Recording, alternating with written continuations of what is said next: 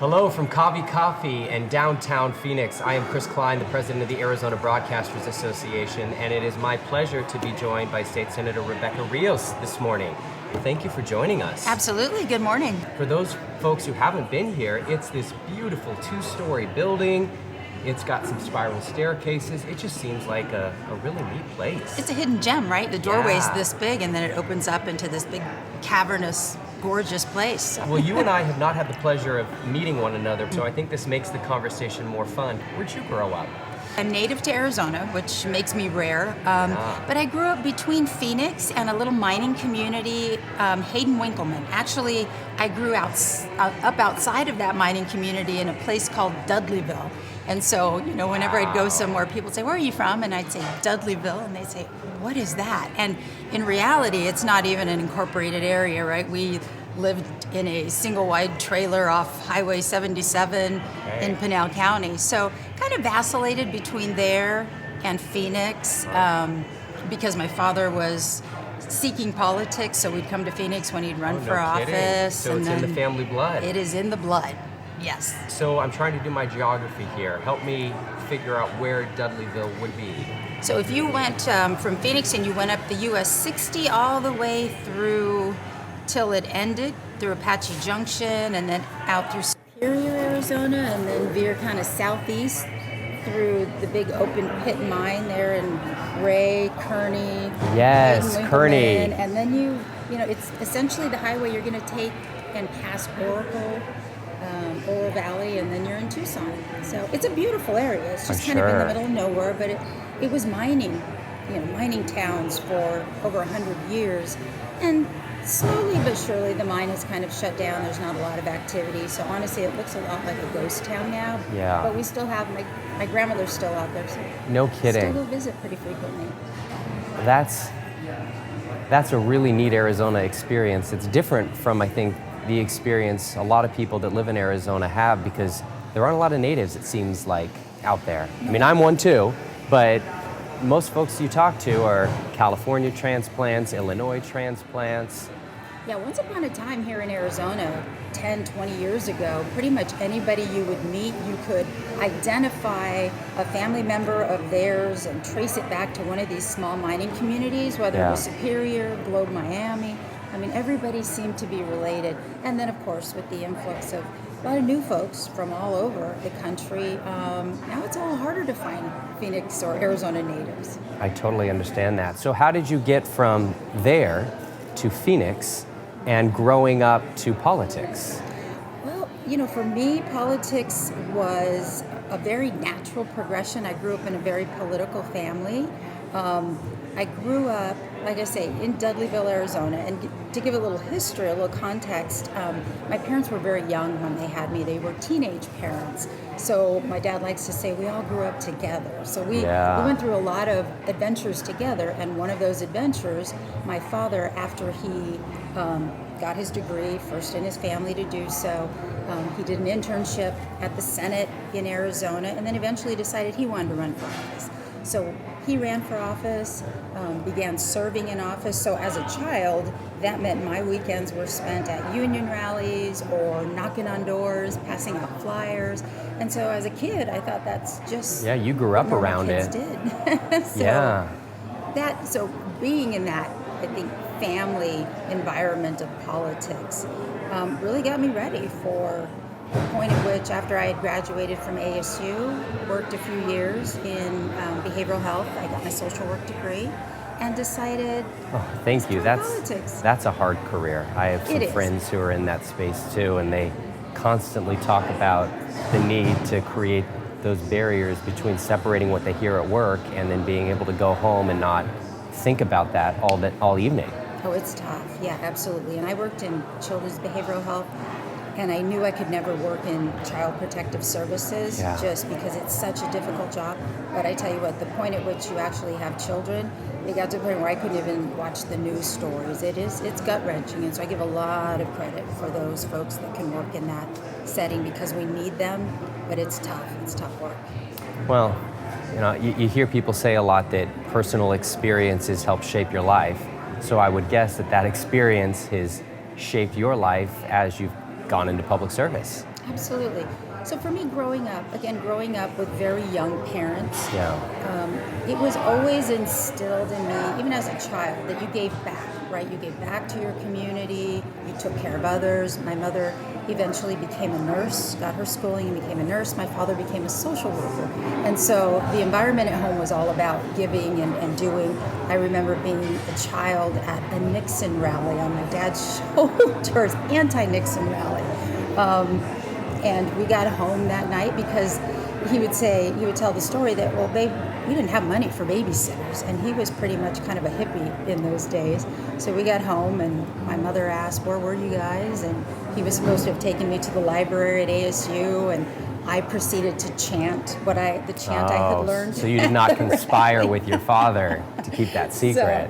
So all of those things kind of, they make you the person you are. And so growing up, I think, in that environment, led me into social work and wanting to help other people, specifically children. So I graduated from ASU, did behavioral health and work with children in group home settings, did in-home counseling with families, and just really recognized that a lot of those situations those families are in, it's not because there's a mental health issue per se, it's because of the environment in which they're trying to survive. Yeah. And so oftentimes, kids, for whatever reason, get in trouble, and so really recognizing that it's the systems that we rely on to get families the help they need, to get kids back on track, that needed some adjusting. And so from my perspective, it was like, well, let's get into politics, right? That's just social work at a macro level, and see if we might be able to change the policies, provide the funding at that macro level, so that these kids and families that I'm seeing,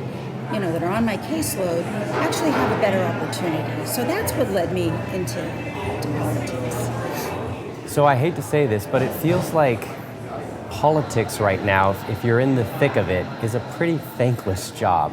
It's so hyper-partisan. How do you manage that? It's gotten ugly. It's gotten really ugly. And I first started in 1995. I was 28 years old, my first time in the legislature. And at that time, the legislators were typically older, 50 to 70 years of age, primarily male, but they had also been there for many years, so there were established relationships. And then as time went on, the turnover rate got higher and higher, to the point where even though we have term limits, even prior to term limits, there was about a 30% turnover rate at the legislature. What do you credit that to? There's probably a variety of reasons. I think the low pay, the difficulty for folks that have to commute, back and forth from Tucson or Navajo County. But along with that change came people that didn't have established relationships. So you saw the ability to work across the aisle really break down, and it kind of polarized. And you had two parties that would only kind of, have lunch and engage with one another. And I think that was the beginning of this kind of decompensation in civility and the ability to work across the aisle. A lot of good has happened in addition, though, over these, 25 years, in that we've added a lot of diversity to the legislature. Again, when I went, it was primarily older folks, primarily male. Arizona is now within the top 3 states for female representation. No kidding. My caucus that I lead is majority female. We have 3 males, and the rest are all females. A lot of younger people have entered into politics, which I think is so critical, because you're talking about laws that affect everyone. When I went, I was one of 4 that were under the age of 35, and we were quickly called the Brat Pack because they had never seen this. There was never this group of young people. But over time, we've now had legislators at the age of 25, which is the minimum age, 26. So we have probably a good 25% of legislators or more under the age of 40. A lot more diversity. My first year in, I entered with Ken Chevron, and he was the first openly gay legislator in Arizona. And 3-4 years ago, we have progressed to the point where we now have an LGBTQ caucus of several legislators. So we've seen a lot of progress in some areas in terms of diversity of age and gender and political persuasion. But unfortunately, I think we've also seen the civility and the ability to maintain and build long-term relationships fall by the wayside. Yeah. And I think that's had an impact on our ability to really push legislation that gets Arizona on the right trajectory, again, long-term, looking beyond 1 or 2 years. So you hit on something that I just can't figure out as it relates to how life works for someone in your position, and that's the pay. So I get it. We have a legislature that's only in session a limited number of months a year, right? But I think the pay is somewhere in the range of $24,000 a year plus a per diem. And what I constantly am trying to figure out is what people can find a job that allows them to disappear for 5 months a year for $24,000 a year, but then come back for 7 months a year and hopefully make enough money so that they can support a family. That's an excellent question, right? Because you either have to have an employer that is very flexible and will allow you to leave for 5 months out of the year, but that's a tough job to try and find. Or more realistically, what has happened is you end up with people that are independently wealthy, are retired, or have a spouse that can make money and take care of them. So that in and of itself then limits the pool of people that can serve, and this is supposed to be a representative legislature, right? People that represent everyone. That is a problem. Yeah. And oftentimes I say, you what, you get what you pay for. Now the legislature is the only body in Arizona that can only get a pay raise by the voters. And it only takes 1 or 2 idiots at the legislature to make headlines, and I get it when voters go, yeah, no pay raise for you. Yep. So when I first started in '95, the pay was $15,000. About 3 years later, the voters enacted a pay raise. It went to $24,000, but it's been there since 1998.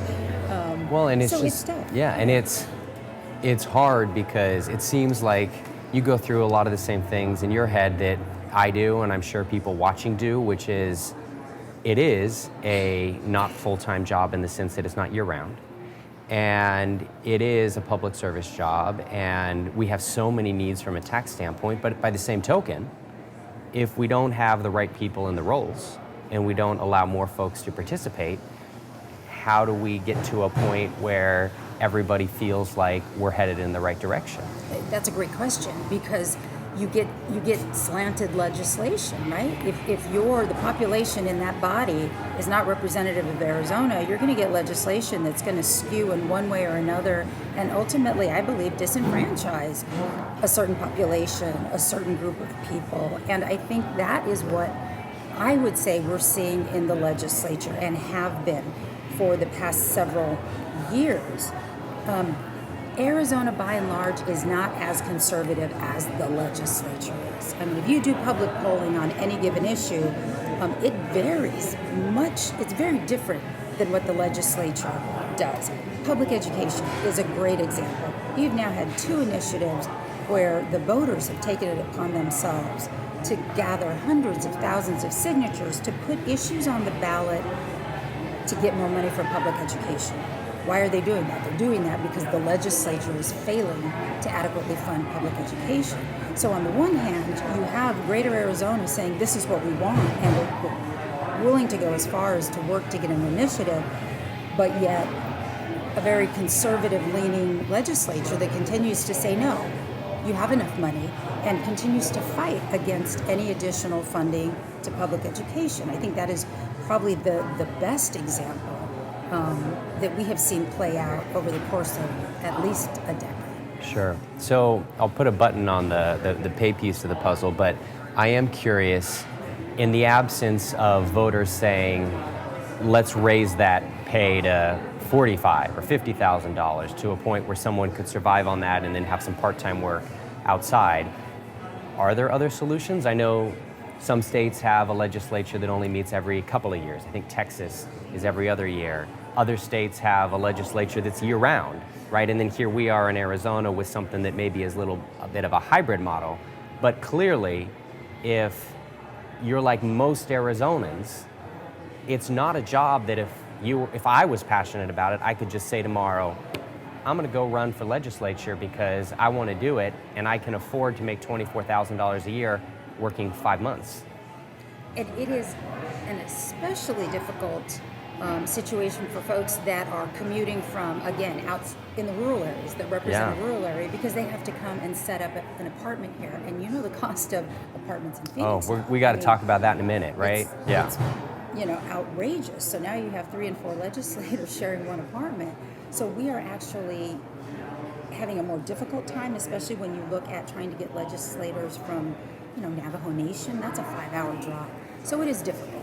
So when you look, we have teachers that are serving and teaching classes at the same time. We have a variety of different professions there. I mean, you have attorneys, we have a couple doctors, a couple social workers, a cattle rancher, others that are... Are there any others? What are the solutions that you see? And is it only a pay raise, or is there any other way that we could make this work better? I think that the fact of the matter is, if you do not provide a living wage for that position, you are going to continue to count an entire group of folks out from ever being able to run for office. You have to be willing to at least compensate folks to the extent that that can be their job and they can pay their bills. Sure. I mean, $24,000 it's ludicrous. So I think, yes, you have to be able to at least offer an amount that people can live on. Because some people will find a way to get a job on the side, others may not. Yeah. But until we do that, we're limiting the pool of folks that are making the laws that you and I have to live by, and that's right. Well, maybe this is a good transition to start diving into some of the issues, right? And man, I have a paper that is a full page length of different things that we could talk about here, but maybe I defer to you first to ask, what do you look at as the big pressing issue in 2022 that needs to be addressed? And you only get one. You can't pick two. Without a doubt, I would say the most critical issue is all the voter suppression bills we see going through the process. A lot of these are birthed out of this conspiracy, or what people are calling the big lie, that they believe Trump won the presidency. Here in Arizona, we saw this complete audit play out, right, where we spent, I think the Senate spent $1 million and another $4 million were spent to bring in these cyber ninjas that hand counted all these ballots, and it took them months and millions of dollars, and the final result was what? They found that Biden won, and they found that Biden won by even more votes. Complete waste of time. But the goal of that fraud that we call was to sow doubt and mistrust in our election system, and it's worked. I get hundreds of emails a day, people demanding that the election be decertified and that Trump be put in, people convinced that Maricopa County elections did something nefarious and threw away ballots, despite no evidence to that. It has given those legislators, very far-right conservative legislators, now the justification to introduce bills that do things like eliminate early voting. 80% of Arizonans use vote by mail. They want to eliminate it altogether. I mean, that is going to disenfranchise the majority of voters in Arizona. It especially hits hard folks in rural areas, elderly people.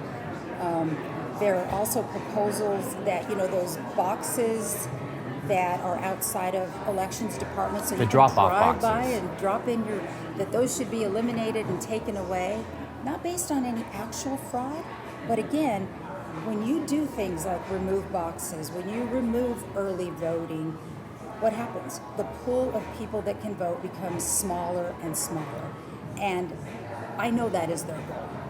Their goal, they don't want more people voting, they want less people voting. And when you look at the demographics of Arizona, we're changing. We have a growing, what they call new American majority, right? That's young people, it's women, it's people of color, and those are the demographics that we see shifting across the United States. These efforts to suppress the vote, disenfranchise voters, take away voter freedom are occurring across the country. And make no mistake, it is a direct result of this conspiracy theory that people believe they were disenfranchised, their votes didn't count, and Trump should be president.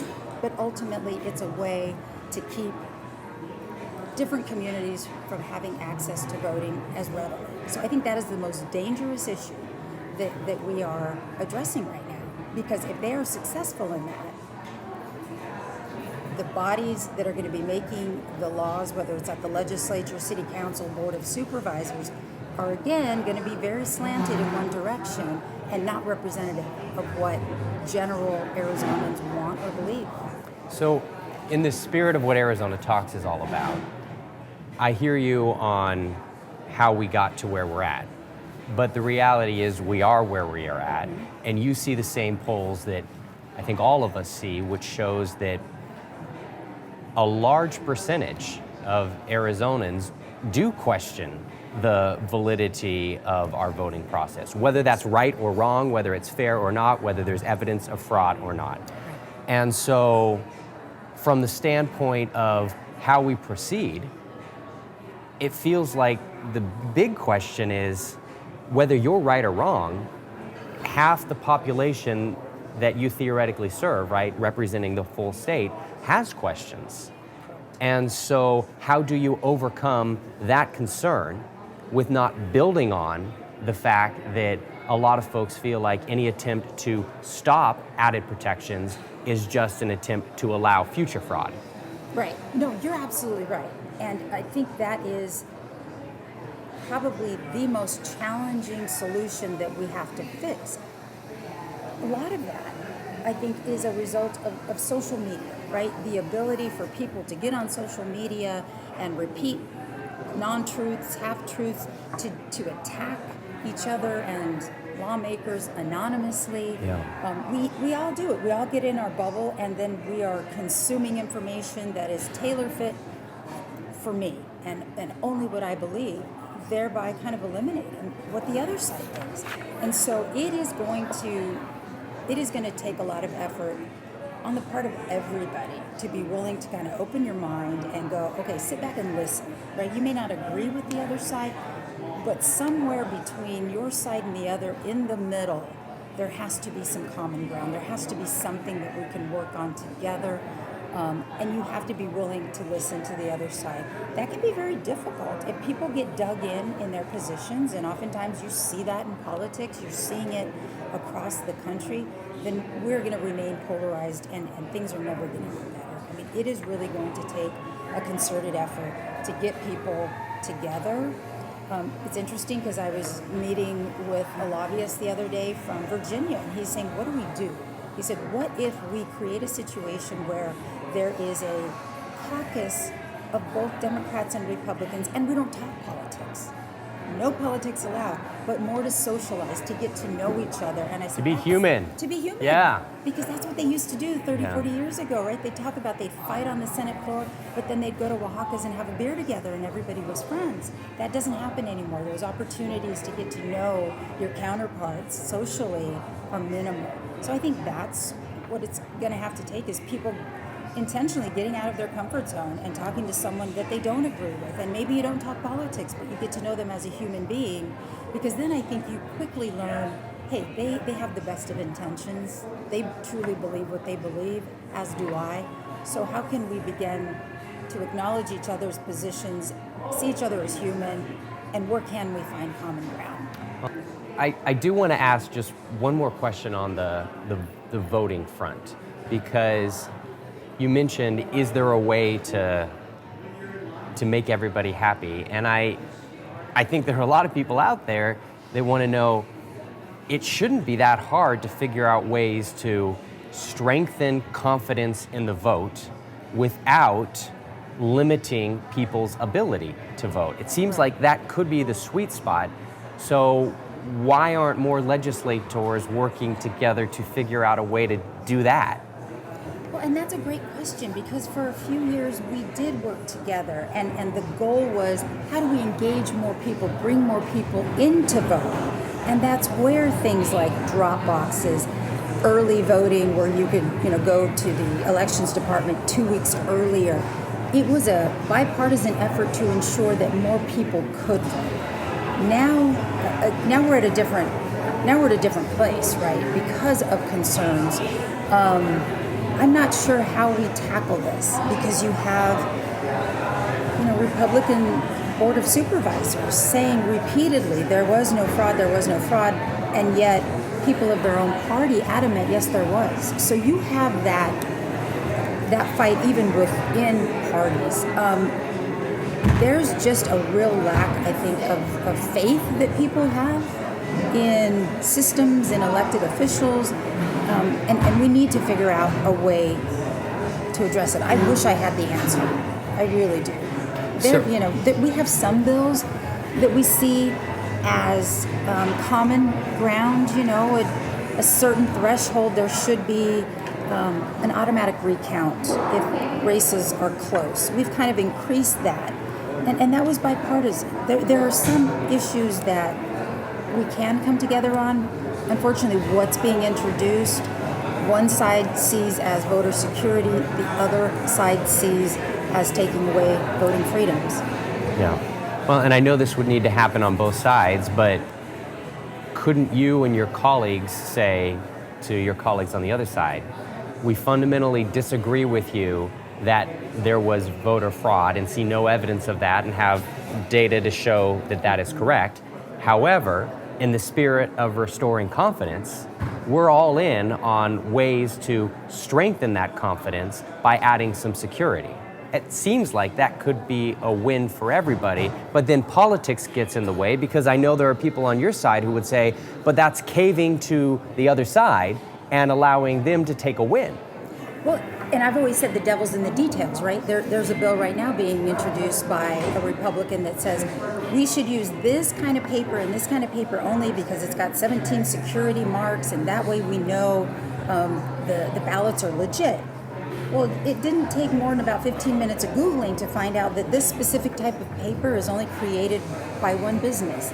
And then you begin to question, first of all, there's no evidence that we even need to change the paper, but secondly, we should never be creating legislation that financially benefits one business or one provider. Sure. So the devil is always in the details. And again, yeah, we can vote for these types of things, but if you're voting for it and it's not based on any factual reason, then aren't you still feeding into that hysteria? I wish I had the answer too, because it's a challenge, and yet here we are with half the state feeling one way and half the state feeling the other. And we got an election coming up in a few months, and I don't care who you are in the state, I don't think anybody's feeling that confident about how people will feel the day after that election. Right. And regardless of the result, whether it leans one way or the other, how we move forward. And so it does seem like, I agree with you, that is an issue that has to be addressed, and I'm pretty confident it's going to require some concessions on both sides. It is, and it's going to take some time, and I agree with you. It'll be interesting to see what happens after this next election. Yeah. Okay, so we'll put the voter piece of the puzzle off to the side. Now I'm going to give you number two. What's that number two issue? Water. Yeah. We're in a drought, right? Arizona's in a 20-year drought with really no signs of that alleviating anytime soon. That should not be a partisan issue, right? We all need water to survive. And so here we are at the 11th hour. We've had to take cuts, what they call Tier 1 cuts. It basically means the farmers in Pinal County have to let some of their fields go fallow, and they're not able to water those crops. What is the solution going to be? I think part of the solution, and the governor has proposed $1 billion to build a desalination plant, and that's fine. That's one idea. But there's other ideas. I've lived here my whole life. I've never heard of any conservation efforts. I mean, we live in a desert, and yet we've never been told, don't let your water run all day and night, don't wash your car every day. I think we need to look at conservation. I think you also need to look at the fact that we need to recycle water.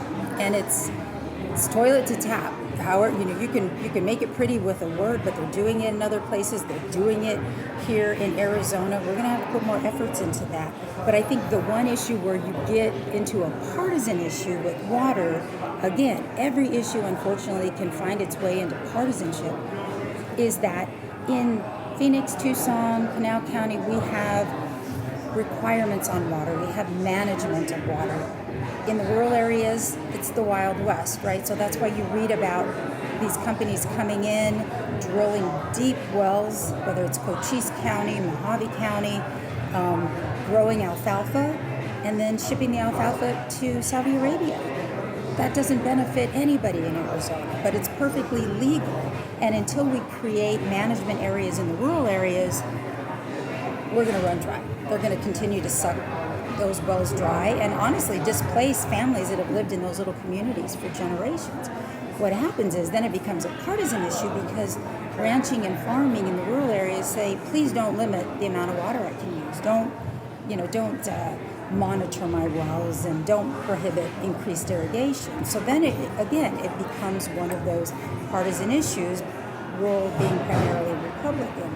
But that's a situation where we all need to take a sacrifice, Democrat, Republican, otherwise we're going to run out of water. So this is, I think, one of the most critical issues facing Arizona right now that people in the know and in the legislature are attempting to fix. On the waterfront, we're all human and we're all selfish and we like to use our water, and I don't think anybody loves the idea of recycled water that they drink. And maybe it doesn't go to that level, right? But we do live in a desert, you're right. And it is astonishing that we have a metro area in Phoenix and Tucson that are 5 million and over 1 million that have built thanks to the Central Arizona Project and all these other things, these booming societies. Yet, I'm with you. You would think from a partisan standpoint, and maybe actually that's a question. Is there support on both sides for the fact that water is a crisis and we need to address it? Yes. I think everybody agrees. It's, again, the devil's in the details. How are we going to address it? Because ultimately, you're going to disenfranchise one group or another. You're going to have to tell them, hey, you got to use less water, or those decisions will be made for you. And that's where we're at right now with the Tier 1 cuts that hit in January that are now forcing Pinal County farmers to use less water. And that's because of the reduction in the Colorado River water. Right? It's the water in the dam. I mean, the levels have just been dropping. Yeah. We're in a drought. So why, if there is agreement on both sides, why is it that we are at the 11th hour? And why is it that last year, the year before that, we've done nothing? That is an interesting question, and I've been in the legislature long enough to see that for whatever reason, there's a lot of foot dragging up to the deadline to get things done, whether it's the budget, whether it's education funding, and I think that that's where we're at right now. I had a meeting yesterday with former Governor Bruce Babbitt, because 40 years ago, he was instrumental in signing the Groundwater Settlement Act in Arizona that established those management areas in the cities. So he was back yesterday basically saying, we need to do the same thing in the rural areas, and you guys need to do it now. I don't know why we haven't been doing it. We've been in a drought for a long time. I think there's this sense that difficult subjects people would rather, push off in hopes that they get better, that it starts raining day and night. Yeah. But the reality is, it is now on our doorstep, and we have to address it. Let's talk briefly about education, because education has a track record of being a pretty darn big issue in this state, right? Whether you go back to Red for Ed or you just look at the reports that show where we're ranked from a public school standpoint across the country, right? The numbers, unfortunately, haven't moved a lot. And then you add in COVID and all of the things that have come out of that for education. And, I'll tell you, as an outsider, it's such a tough issue to wrap your head around, because I can understand the lure of choice in charter schools, and I also understand the need to support public schools and the ability for then parents to choose private schools. All should be options. Sure. And yet it seems like our public school system is just not working the way anyone wants it to. And just like with water, it feels like we try to take steps forward and yet no real movement is being made. So I ask the same question, what gives and how do we fix this? So you're going to get my perspective, having been there since 1995. And even in those years, it was what I was calling the starving of the beast, right? Public education being the beast, because we began to cut and not appropriately fund. And so Arizona remains, and we can argue, but it's either 48th, 49th, or 50th in the nation in terms of the money we give per pupil.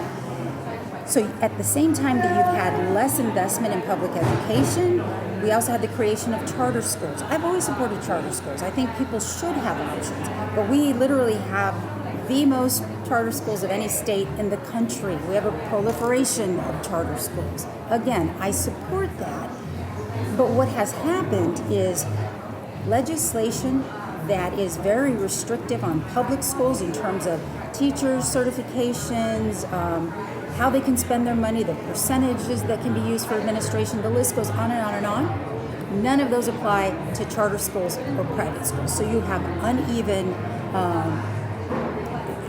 requirements to begin with. Add on top of that uneven funding, then you add on top of that vouchers, right? What they say is the money should follow the child, so here's your $8,000, Johnny. You can go ahead and go to Brophy, whatever school you want. That's fine. But that $8,000 came out of public school. So now you have the same school that still has to teach all children. Private schools can cherry pick. Public schools have to take care of learning disabled, all the kids with IEPs. They do not turn away anybody. So when I hear this mantra about parental choice, I'm like, yeah, absolutely. I have done all the above. I paid for private school for one of my children. I have one in a charter right now, and I have one in a public school. But 95% of Arizona's parents choose public schools. So let's not forget that, right? And there is just this, and when we talk about a lack of civility, because Republicans don't like putting money into public schools, we just debated an issue 2 days ago. And there was a Republican legislator who stood up on the floor. The gallery was full of teachers and parents and allies, and we knew this because they all had Red for Ed t-shirts on. She got up and she proceeded to call them educational terrorists. I mean, talk about civil discourse. That is the problem. So needless to say, they all got up and walked out. That is not how we should be treating one another. It's certainly not how an elected official should treat a group of people. So education in Arizona has become extremely polarized.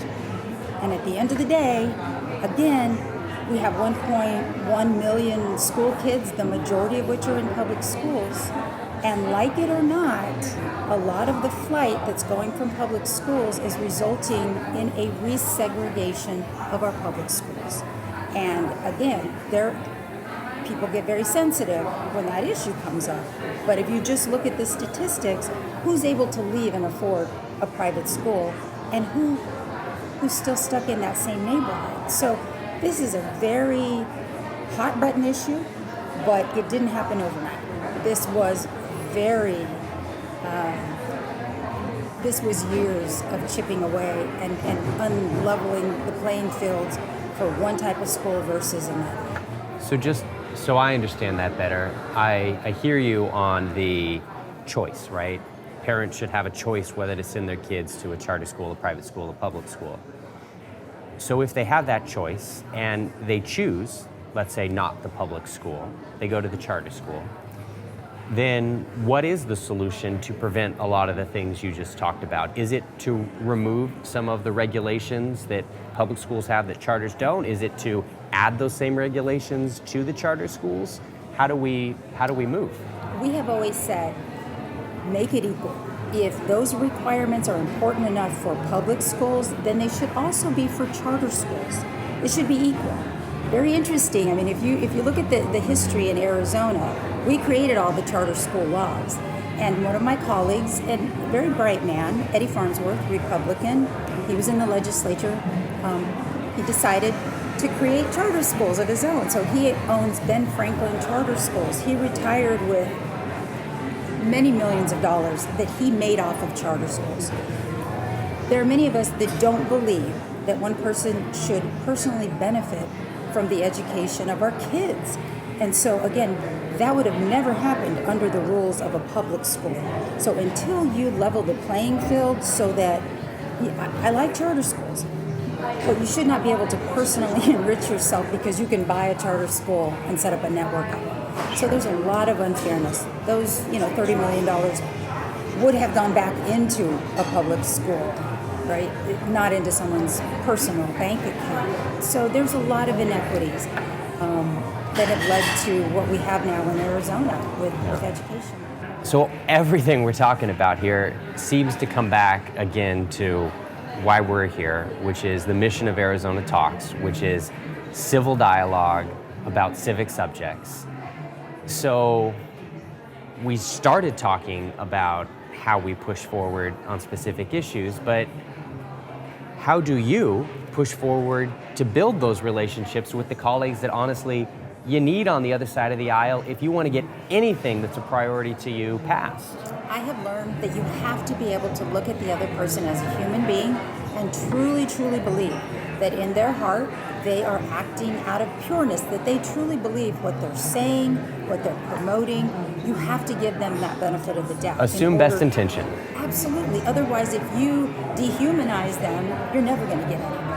So I think that's what it's going to take, and it's going to take that really for each and every one of us. If one neighbor is flying a Biden flag and the other one a Trump flag, try to get to know them outside of politics. And that's what I think that is kind of the crux of it, to be able to see people for their humanness and not their politics, and establish a relationship before you get into the politics. You got any tips for the rest of us? Because it's not just in the legislature, right? It's around the dinner tables, and it's in our workplaces, and we all face the same challenges and awkward conversations, which can turn super uncomfortable.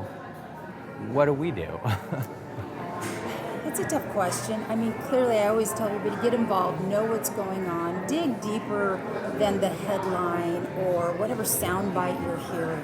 I mean, really educate yourself and force yourself to read something that isn't what you normally read, right? Force yourself to talk to someone that doesn't agree with you, and force yourself to try and be open-minded. Short of that, I don't know how we're ever going to get out of this.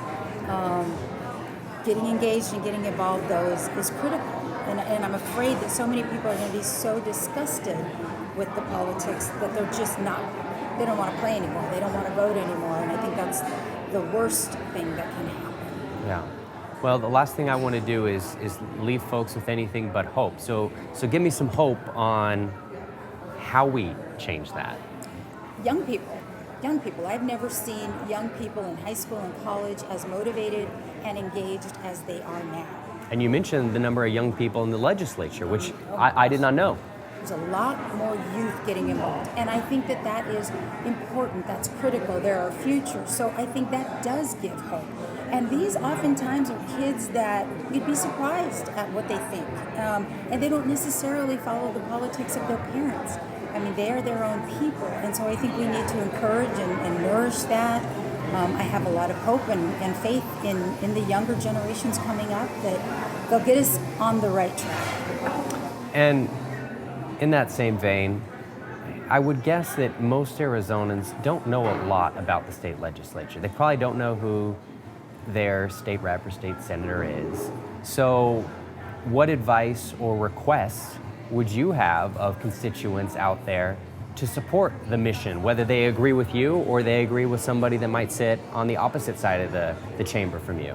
Get involved. Call your legislator and ask them for a meeting. I mean, I've never turned any of my constituents down.